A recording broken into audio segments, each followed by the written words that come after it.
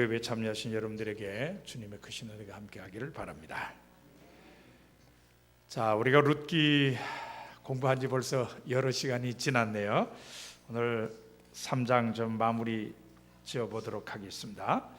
숙제를 먼저 풀어보시죠. 자, 첫 번째 문제입니다. 보아스가 룻에게 두려워하지 말라고 한 이유는 무엇입니까? 왜 두려워하지 말라 그랬죠?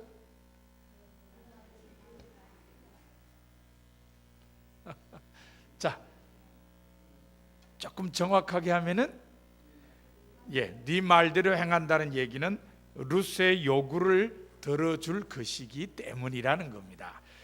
보아스가 한 말을 그대로 옮기면 내가 네 말대로 네게 다 행하리라. 그러니까 네가 지금 요청하는 걸 내가 다 해주겠다. 그러니까 너 두려워하지 말라. 그렇게 얘기를 한 겁니다. 어디서 이런 말 들으면 얼마나 신나겠어요, 그죠? 너 말한 거 내가 다 해줄게. 그러면 뭐 최고죠. 지금 보아스가 그런 최고의 말을 룻에게 했다는 겁니다. 자, 두 번째 문제 보세요. 보아스는 성읍 백성이 룻을 어떤 여자인 줄 안다고 했습니까? 현숙한 여인. 현숙한 여인. 우리말 성경은 이렇게 멋있게 그냥 현숙한 여인, 그래서 아주 마음에 좋은 감정을 갖도록 이렇게 번역을 했는데, 이따가 우리가 교재를 보겠습니다만은 이게 단순한 말은 아니에요. 왜 그러냐? 혹시 여러분 기억할지 모르겠습니다만 룻기 2장 1절에 보면은 보아스가 처음 등장할 때 보아스에 대해서 뭐라고 설명했는지 혹시 기억나세요? 전혀 기억 안 나시죠? 얼른 2장 1절을 보시면 유력한 남자, 유력한 남자. 근데 오늘 룻에 대해서는 현숙한 여인, 뭐 남자 여자는 빼고 수식어, 한쪽은 유력한, 한쪽은 현숙한, 전혀 다른 얘기 같죠? 히브리어는 똑같아요. 이게 웬일이래요? 이래서 자꾸 번역본이나 이런 거는 대조해서 읽는 게 좋다는 거예요. 이 유력한이란 말이나 현숙한 말이나 히브리 원어는 다 하일이라는 단어를 썼어요. 그러니까 이 현숙한이라는 이 현숙한으로 번역된 단어가 우리가 생각하는 그냥 얌전하고 집에서 밥이나 잘하고 이런 여인이라고 말하는 게 아니라는 걸 우리들이 생각해야 된다는 겁니다. 여기서 말하는 현숙한은 보아스에게 유력한, 하일, 똑같은 단어를 쓰고 있다는 거예요. 근데 남자들에게 대해서는 유력한 뭐 이렇게 번역을 했지만 이렇게 여인에 대해서는 현숙한이라고 번역했는데, 교재를 이따가 읽어보겠습니다만은 민정진 선생님은 유력한이라기보다는 유능한, 이런 쪽으로의 의미가 더 낫다, 이렇게 설명을 하고 있습니다. 어쨌든 현숙한, 유력한, 이 히브리 말로는 똑같은 단어를 사용하고 있다는 걸 기억하시면 좋겠습니다. 자, 세 번째 문제 봅시다. 룻은 언제 타작마당에서 일어났습니까? 사람이 서로 알아보기 어려운 새벽. 새벽인데 어떤 새벽? 사람이 서로 알아보기 어려운 새벽. 이렇게 했습니다. 자, 이 보아스가 사람이 서로 알아보지 못할 새벽에 일어나서 가라 그랬는데 왜 그랬죠? 거기나 여기나 옛날에는 다 여성들에 대해서 뭐죠, 이렇게 금기사항이 많았던 것 같아요. 타작마당에 여성이 왔다 갔다 이러면은 안 된다. 조금 더 노골적으로 가면 뭐 부정탄다, 뭐 이런 게 있어서 사람들이 보기 전에 새벽에 일찍 일어나서 가라, 그렇게 했습니다. 뭐 그 동네나 이 동네나 그저 옛날에는 다 그랬다, 이렇게 생각하면 넘어가면 될 것 같습니다. 자, 네 번째 문제 봅시다. 보아스는 룻이 가기 전에 룻의 겉옷에다가 뭘 데워주었어요. 뭘 데워줬죠? 보리. 몇 번이나? 6번이나. 뭐에 담아? 모르죠, 뭐 안 나왔으니까. 근데 짐작컨대 우리 같으면 대박 그럴 텐데 이스라엘 사람들은 에바라 그랬지. 에바. 이 대박을 에바라 그랬으니까 에바로 한 6번 됐다, 데워주었다. 데워주면서 이 보아스가 하는 말이 시어머니한테 빈손으로 가지 마라. 어쩌면 이런 건 우리 정서하고 좀 비슷한 데가 있어요. 그죠? 자, 여러분 생각해 보세요. 앞으로 어떻게 될 사일지도 몰라요. 그죠? 그러니까 빈손으로 가지 마라. 그리고 보리를 6번 데워줬습니다.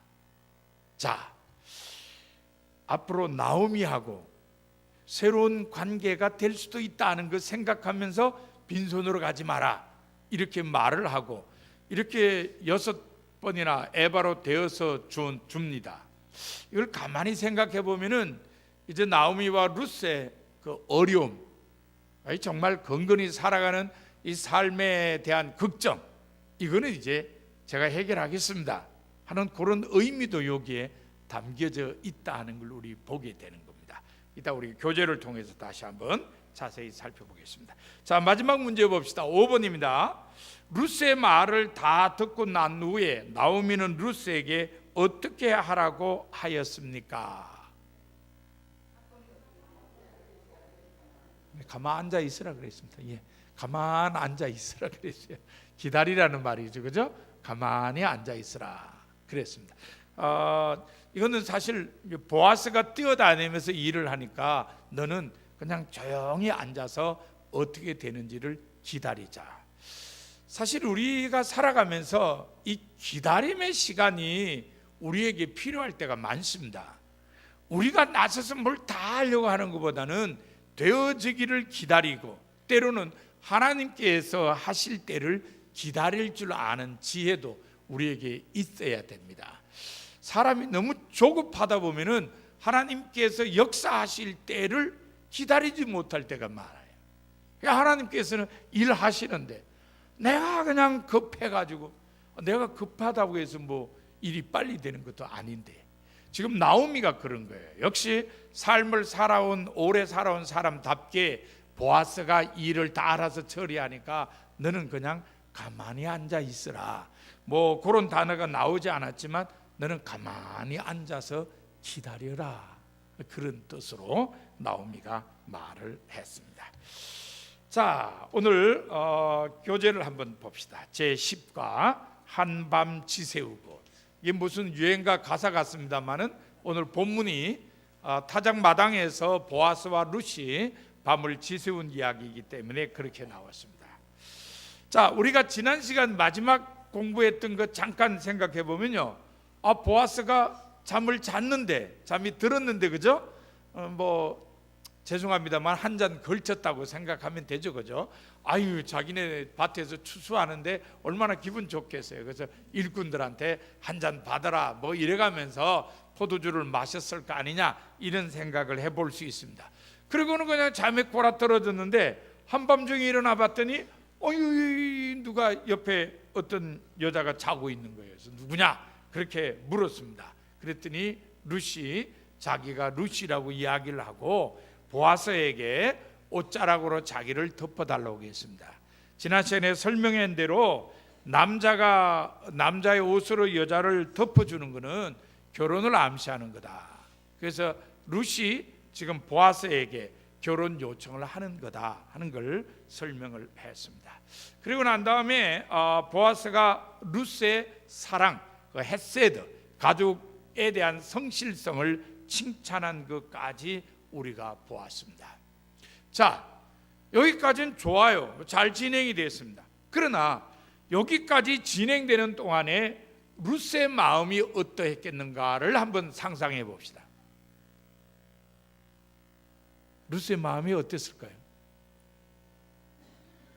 편안하게 평상심을 유지했을까요? 아니면은 아닌 것 같죠. 쿵닥쿵쿵닥쿵해서 두근반 세근반에서 합계 6건쯤 되지 않았을까? 굉장히 마음이 아마 뛰었을 겁니다. 뭐 심장이 막 뛰었을 겁니다. 만약에 내가 이렇게 당신의 겉옷으로 나를 덮어달라 그랬는데, 아니 보아스가 거절을 했다. 아이고, 룻은 어떻게 됐죠? 그 창피는 어떻게 감당하고요? 그 밤중에 어떡합니까? 상당히 어려운 상황이 올 수도 있죠. 그래서 그 마음으로 조마조마할 그 룻을 보아스가 안심시킵니다. 그 안심시키는 말이 내가 네 말대로 네게 다 행하리라는 말입니다. 바로 룻의 요구를 들어주겠다는 겁니다. 뭐 이 말 한마디면 사실 됐죠. 룻의 마음을 안정시키는 역할을 충분히 합니다. 정말 이런 점에서 보아스는요, 보호자로서의 충분한 자질이 있는 것 같아요. 룻에게 지금 필요한 게 뭐냐? 마음의 안정이다. 그러니 두려워하지 마라. 내가 너 부탁한 거 다 들어주마. 그럽니다. 그러면서 한마디 덧붙인 게 우리 마을 모든 사람들이 너를 다 현숙한 여자로 알고 있다. 그렇게 이야기를 합니다. 이것도 의미가 있죠. 내가 너 이 밤중에 남자 자는데 와서 이불 덜치고 들어왔다 그래서 너를 그냥 뭐 끼가 있는 여자라든지 뭐 이렇게 생각하는 거 아니야.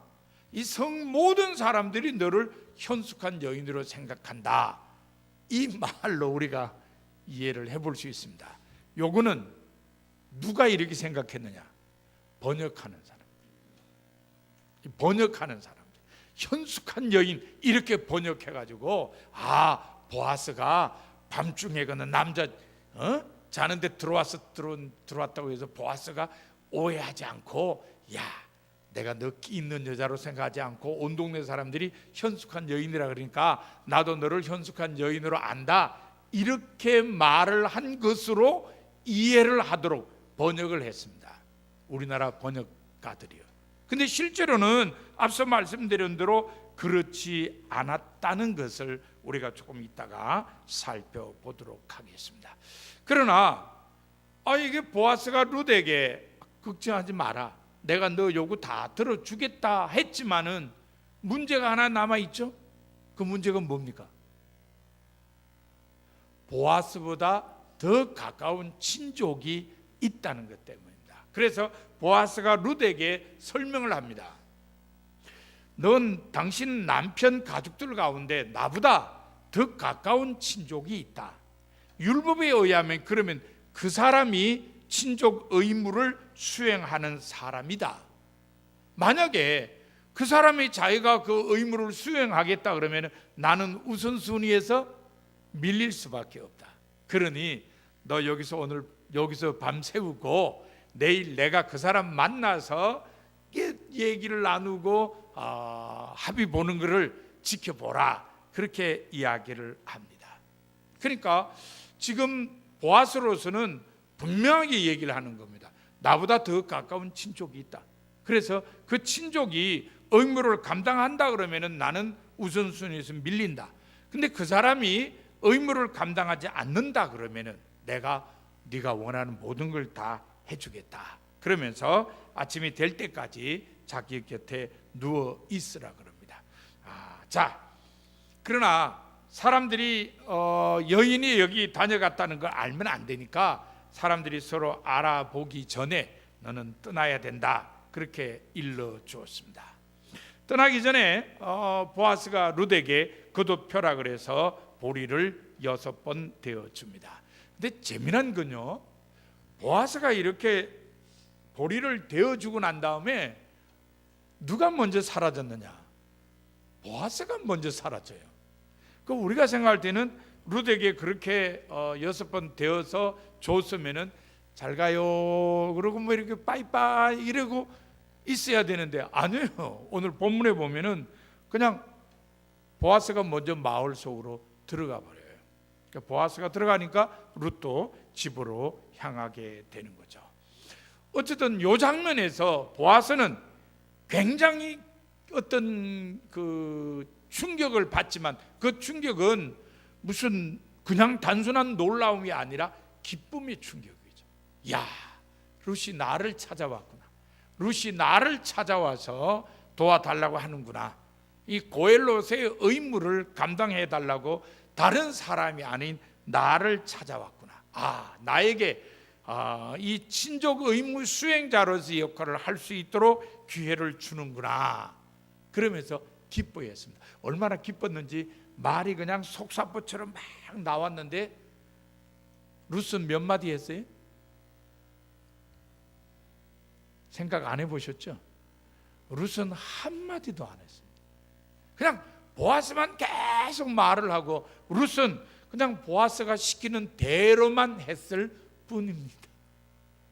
이렇게 보아스의 마음이 기뻤다는 겁니다. 들떠 있었다 그럴까요? 그렇게 표현하는 게 더 합당한 것 같으네. 어쨌든 그렇게 기뻤기 때문에 계속 룻에게 말을 했고 룻은 보아스의 말을 듣고 시키는 대로만 했습니다. 자, 여기서 이 장면 지나가기 전에 앞서 말씀드린 그 현숙한 여인에 대해서 잠깐 살펴봅시다. 여러분 히브리어가 계속 나오니까 교재를 한번 보세요. 현숙한 여인이라는 말로 번역된 히브리어는 에셋 하일입니다. 에셋은 여자라는 뜻이죠. 여자 이런데 지금 민영 선생님이 이 부분에 관심 가지는 것은 이 룻기 저자가 의도적으로 이 하일이라는 단어를 썼다는 것을 알려주기 위해서 그래요. 자, 2장 1절에서 룻기 저자가 보아스를 소개할 때 보아스를 유력한 남자라 그랬어요. 이시 기뽀로 하일, 이시는 남자고요. 이 유력하다는 게 결국 하일이라는 단어가 가진 뜻이에요. 그러니까 보아스는 이시 하일, 그리고 룻은 에셋 하일.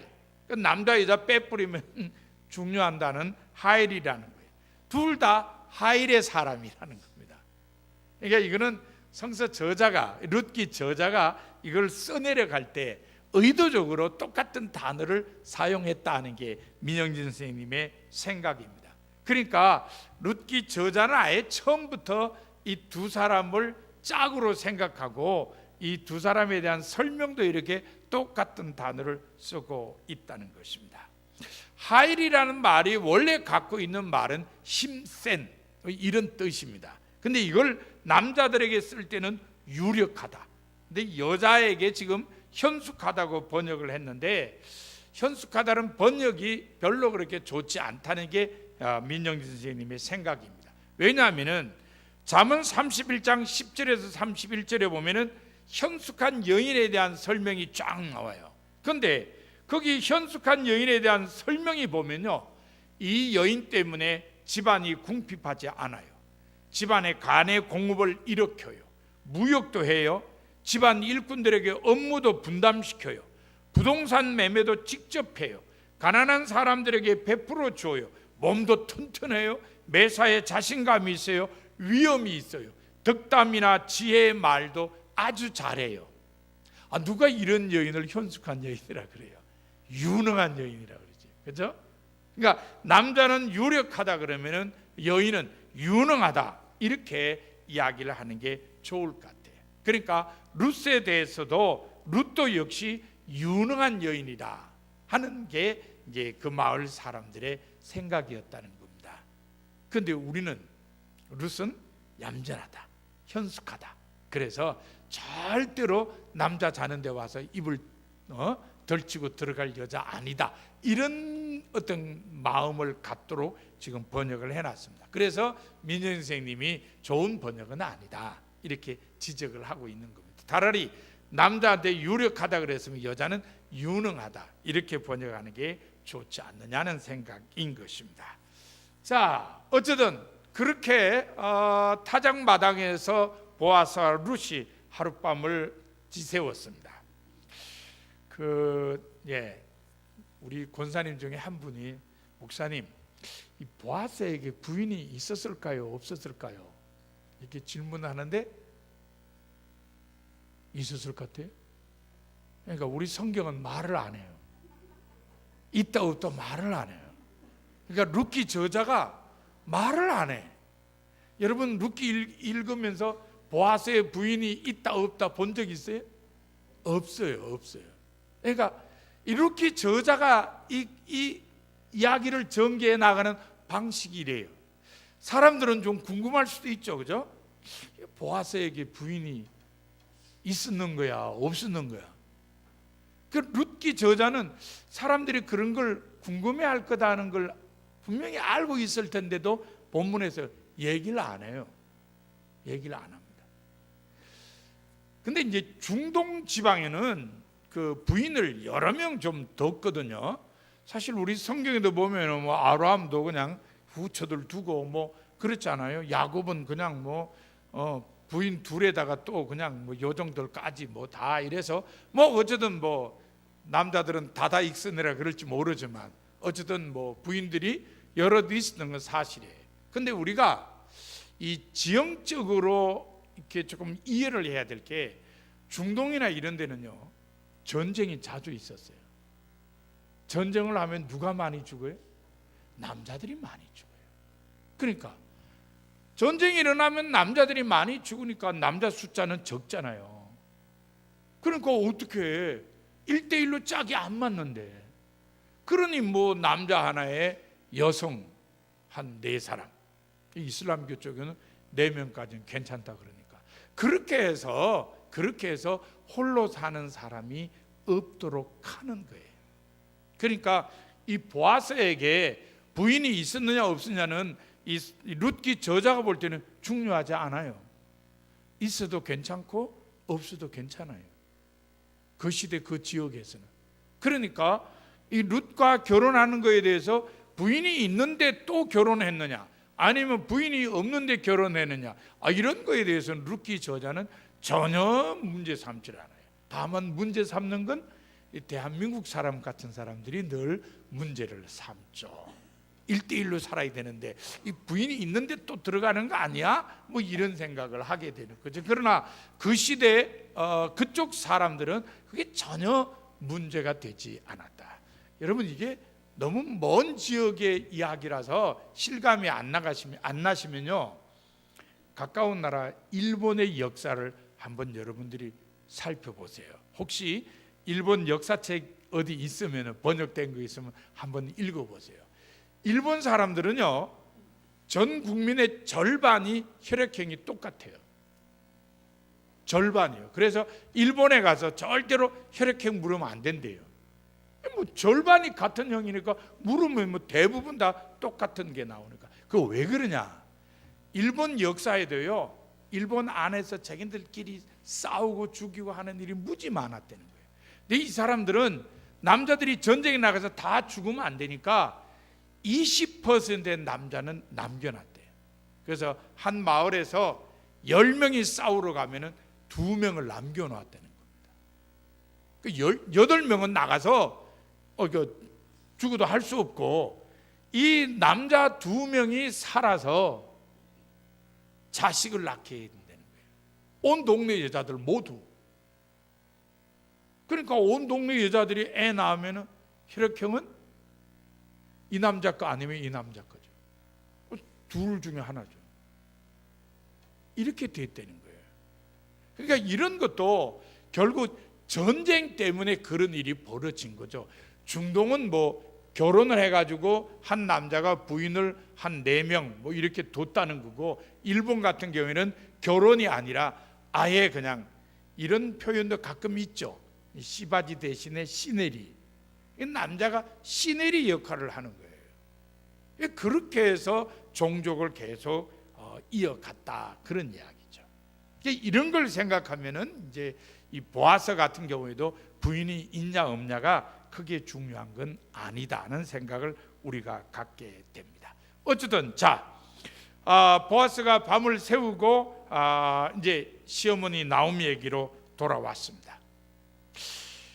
어쩌면 아마 보아스도 룻도 잠 제대로 못 잤겠죠, 그죠? 졸려서 잠깐 졸았을 수는 있지만 아이고 어떻게 잠을 잡니까, 그죠? 그리고 밤 지새웠을 거예요. 근데 또 한 사람은 이 밤 지새운 사람이 있어요. 누구죠? 시어머니 나오미. 얼마나 가슴 졸였겠어요. 자, 가만히 생각해 보세요. 자, 뒤에서 이 연출을 한 사람은 시어머니, 자, 주연 배우는 며느리, 뭐 이렇게 되는데 이 시어머니가 잠이 오겠어요? 아마 날밤 새웠을 겁니다. 자, 새벽이 됐는데 며느리가 들어왔습니다. 룻이 집안에 들어오자마자 나오미가 여러분 뭐라 그랬을까요? 자, 우리말 번역 속에 보면은 내 딸아 어떻게 되었느냐 이렇게 번역되어 있어요. 근데 실제로는 히브리 원문에 보면은 너 누구냐? 이랬어요. 너 누구냐? 아니, 시어머니가 지금 며느리가 들어왔는데 너 누구냐? 이게 히브리 원문이에요. 넌 누구냐 그랬어요. 여러분, 너 누구냐 하는 얘기는 누가 누구에게 한 말이죠? 보아스가 룻에게 밤중에 일어나서 너 누구냐 했어요. 근데 집에 갔더니 또 시어머니가 너 누구냐 그런 거예요. 이거 뭐 하루에 그냥 2번씩이나 너 누구냐 하는 말을 룻이 들었습니다. 그러면은 왜 히브리 성경에는 나오미가 룻에게 너 누구냐 이렇게 말을 했느냐? 어려울 거 없어요. 우리말 생각하면 돼요. 여러분, 뭐 친구끼리 오랜만에 만났어요. 뭐라 그러죠? 야, 이게 누구야? 이런 거죠. 야, 이게 누구야? 뭔가 간절하게 기다리거나 아주 조마조마한데 나타났다. 이거 이게 누구야? 이러는 거예요. 사람이 반가울 때도 이게 누구야? 이러는 거예요. 히브리 사람들도 그런 정서가 있었던 것 같아요. 그래서 나오미가 그냥 며느리가 들으니까 너무 반가워서 이거 이게 누구야? 그래서 히브리 말로 너는 누구냐? 넌 누구냐? 이게 누구야? 이런 뜻으로 말을 하게 된 겁니다. 뭐 큰 적은 아니지만 어쨌든 우리말로 번역할 때 너 누구냐 이렇게 번역하면은 이상하잖아요. 뉘앙스가. 그러니까 따라 어떻게 됐냐 이렇게 번역을 한 거예요. 이런 걸 이제 의역을 했다 그래요. 직역을 하면 너는 누구냐 이렇게 번역을 해야 되는데 의미가 그게 아니니까 어떻게 됐느냐 이렇게 의역을 했다 이렇게 볼 수 있습니다. 자, 룻이 시어머니에게 보아스하고 어떤 일이 있었는지 다 얘기하고 보아스가 준 보리도 시어머니에게 다 내놓습니다. 보아스가 시어머니한테 빈손으로 가서는 안 된다고 말을 했습니다. 그렇게 얘기를 하는데 이때 이 빈손이라는 단어, 이 빈손이라는 단어가 이 레이캄이라고 하는 히브리어인데 텅 비었다는 뜻입니다. 그런데 이건 우리가 앞에서 한번 본 적이 있어요. 여러분 정확하게 기억은 못하겠습니다만 1장 21절에 보면은 나오미가 베들레헴으로 돌아올 때에 베들레헴 아낙네들이 이야 이게 누구야? 나오미 아냐? 그랬더니 나를 이제 나오미라 부르지 말고 마라라고 불러라 그러면서 내가 풍족하게 나갔더니 여호와께서 나로 비어 돌아오게 하였느니라. 그러니까 비어 돌아오게 했다의 그 비어가 바로 레이캄이에요. 그러니까 하나님께서 나를 텅 비게 만들으셨다. 근데 지금 보아스가 그 텅 빈 나오미에게 보리를 줍니다. 이게 뭐예요? 이제는 텅 비는 게 끝났다는 거죠. 자, 나오미가 하나님이 나를 텅 비게 했다. 그때부터 요 보리 될 때까지 여기 관로 안에 싹 집어넣고 요 때까지는 비어 있다. 그러나 이제부터는 빈 게 다 채워진다. 이제 보아스로 인해서 나오미의 삶에 온갖 것들이 가득 채워질 것이라는 어떤 추측을 우리에게 하게 만듭니다. 어쨌든 이야기를 다 들은 시어머니 나오미가 이 보리를 보냈다는 그의 의미를 생각하면서 야 됐구나, 그죠? 보리를 시어머니에게 갖다 주라 그랬으니까 됐다, 이제 보아스가 책임진다는 뜻을 밝히 보이는구나. 그래서 너는 가만히 집에 있으라 그렇게 이야기를 합니다.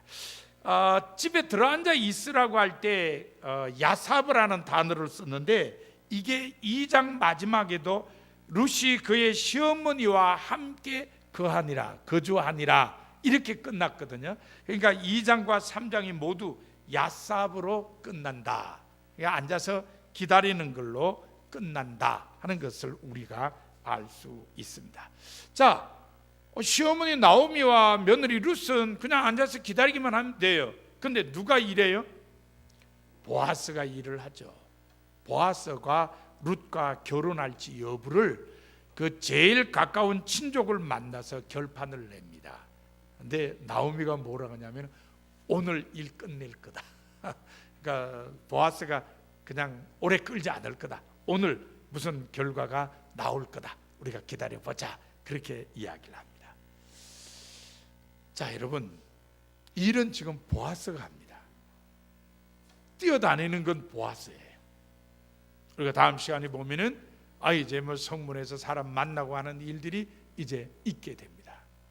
자, 이런 보아스가 하는데 실제로 이 모든 일을 이끌어가는 분은 누굴까요? 하나님이십니다.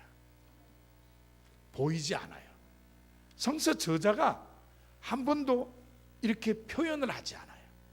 그런데 이야기되는 걸 다 보면은 이 마지막 정말 해피 엔딩을 위해서 루스의 해피 엔딩, 나오미의 해피 엔딩, 보아스의 해피 엔딩, 이 모든 걸 위해서 그냥 보아스도 열심히 뛰고 나오미도 열심히 머리 굴리고 뭐 룻도 그냥 열심히 순종하고 막 움직여요. 사람이 다 움직여요. 왔다 갔다 이런 말 저런 말 막 사람이 움직여요. 룻기 저자는 하나님이 어떻게 하신다는 말씀을 안 하세요. 그러나 우리가 보면은 뒤에서 다 하시는 분은 하나님이세요. 보내면 척 받게 만들고 이쪽에서 착하면 이쪽에서 착 알아듣더라. 이 모든 걸 섭리하시는 분은 하나님이시다는 걸 우리들이 놓쳐서는 안 됩니다. 그러니까 하나님께서 보아스를 통해서 길을 여신다는 거예요. 우리가 창세기를 읽을 때 요셉을 가만히 보면은 요셉이 참 어려움도 많이 겪었지만 나중에 애굽의 총리가 돼서 그 지역 사람들뿐만 아니라 자기 가족들을 다 구원합니다. 그때 요셉이 뭐라고 고백하죠? 형들 앞에서 하나님이 나를 먼저 보내셨습니다. 성서 저자가 요셉의 입을 통해서 하나님이 이 모든 걸 다 준비하시고 이끄셨다는 걸 알려주는 거예요. 룻기 저자는 지금까지는 계속 말을 아껴요. 그렇지만 우리가 볼 수 있는 건 하나님께서 이렇게 역사해서 해피엔딩으로 가게 하시는구나 하는 걸 우리들이 알 수 있습니다. 그런 점에서 우리도 마찬가지예요. 우리의 삶을 살아갈 때 힘들고 어려운 일이나 그런 어떤 과정을 만날 때 하나님께서 늘 배후에 함께 하심을 마음에 생각을 해야 됩니다. 그래서 그 하나님의 인도하심을 생각하면서 현재 상황을 극복할 수 있는 삶을 살아야 됩니다. 자, 하나님께서 그렇게 인도하신다는 걸 인정하면서도 그럼에도 불구하고 보아스는 멋쟁이에요. 왜 멋쟁이냐? 전 두 가지 점에서 멋쟁이라고 생각하는데, 첫째는 아주 좋은 보호자의 모습을 보여요. 자, 룻이 불안해할까 봐 안심시키고, 야, 내가 너 부탁 다 들을 테니까 걱정하지 마, 안심시키고, 또 기다리는 시어머니 나오미의 마음을 안심시키기 위해서, 야, 그도 벌려, 내가 보리 넣어줄게. 보리, 시어머니한테 가서 절대로 빈손으로 가면 안 된다 그러더라. 그 말까지 다 전해요. 룻도 안심시키고 나오미도 안심시켜요. 정말 좋은 보호자의 모습이에요. 내가 이제 당신네들을 보호하겠습니다 하는 것을 보아스가 표현해요. 멋진 사람이에요. 그런데 또 하나 우리가 눈여겨봐야 될 것은 보아스는 좋은 준법자예요. 좋은 준법자예요. 자, 룻이 왔어요. 밤중에. 그리고 와서 결혼하재. 당신 옷자락으로 나를 덮어주십시오. 결혼하자는 소리거든요. 그래, 결혼하자. 그냥 둘이 그냥 오늘 밤에 그냥 뭐가 되든지 결혼하자. 안 그래요. 나보다 더 가까운 친족이 너네 집에 있다. 그러니까 내일 그 사람하고 만나서 얘기를 나누어서 담판을 지은 다음에 해야 된다. 그 사람이 고엘의 의무를 감당하겠다면 그 사람이 해야 되는 거고, 그 사람이 안 하겠다면 내가 하마, 이럽니다. 타작 마당에서 둘이 밤샜다고 이상한 상상하지 마세요. 룻기 저자는 절대 이러쿵저러쿵 얘기를 안 해. 어쨌든 룻기 저자는 보아스를 좋은 준법자로 얘기를 해요.